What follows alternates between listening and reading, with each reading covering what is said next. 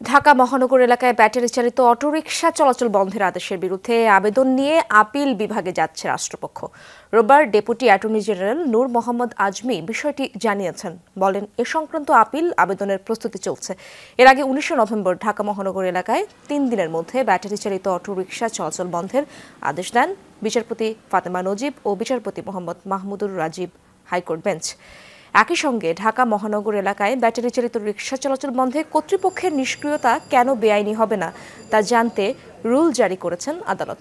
স্বরাষ্ট্র সচিব, স্থানীয় সরকার সচিব, আইজিপি, ঢাকার পুলিশ কমিশনার, ঢাকার 2 সিটি কর্পোরেশন কর্তৃপক্ষ সহ সংশ্লিষ্টদের আদালতের এই আদেশ বাস্তবায়ন করতে বলা হয়েছে।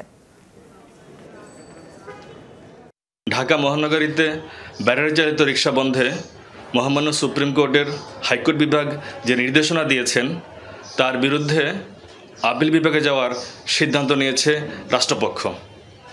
পিটিশন তৈরির কাজ চলছে।